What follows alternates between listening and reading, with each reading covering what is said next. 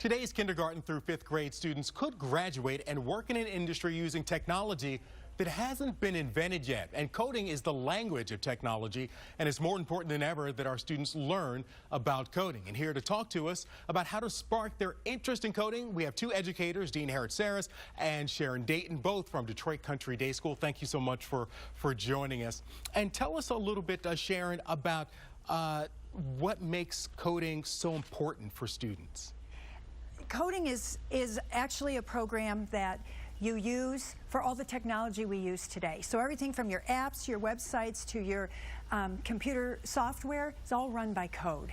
The interesting thing is that 60% of the jobs currently today require some form of coding.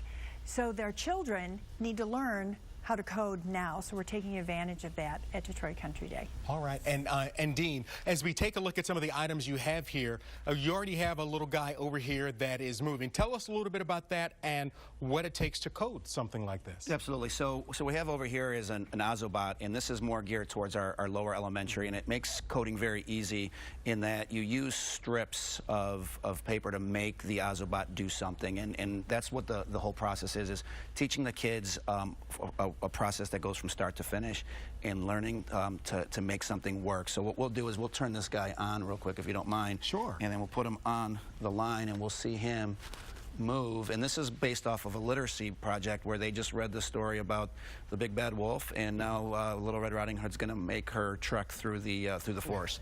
Very nice. I was wondering what the red thing is. That's the cape. That's cape. Little Red Riding Hood and her cape. So it's a great way to actually almost to make literature come alive, and the students get to engage in literature in a different way. Absolutely, absolutely. So they get to see real life examples too, and do some things that are going to be beneficial for them moving forward. What are some of the other items we have here? So again, going across the table here, a lot of these on our right here are going to be for lower elementary. We've got a kibble. This one works really well because it's block based, so the kids are used to playing with blocks. They have to build their sequence, and then they scan on a barcode to make this robot work, which is fantastic. This one right here is a go in code mouse, where they have to try to get the mouse to the cheese, and I'll actually demonstrate this one where we'll hit the green button. We've already coded it, and then we have to get the sequence to make sure the mouse gets to the cheese. The beauty of it is if it fails, then they have to circle back and figure out where they made their mistake. So a lot of trial and error, which is a great way to learn. Absolutely. So Sharon, how is this coding actually integrated into the curriculum? How do you guys weave this into what you're doing? We weave it in many different ways for all the different ages. One of the things that we participate in, we're a host for Hour of Code, which is an actual initiative, takes place worldwide, and it's the first week in December. And what we do is we get everyone in the building to participate in a coding program at hourofcode.com, and there the kids will go and code, teachers too, everyone in the building. The whole idea behind Hour of Code started with some entrepreneurs in the Silicon Valley, because they've realized there's a real deficit in the amount of people that actually know how to code versus how many jobs we'll have with that increase in technology. So the goal being for everyone, start coding, sparking more interest, getting more people involved.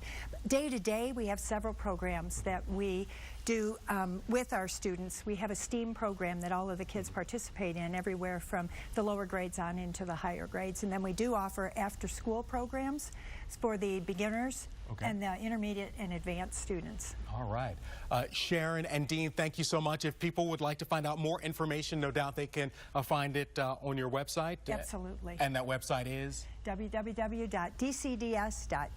All right. Thank you so much for joining us this morning. I really appreciate it. And this is really a lot of fun. I think maybe I'll start over here, then work my way up to sort of the middle school and high school technology as I move on throughout the day. Thank you so much. Appreciate it. Thank you. Thank you.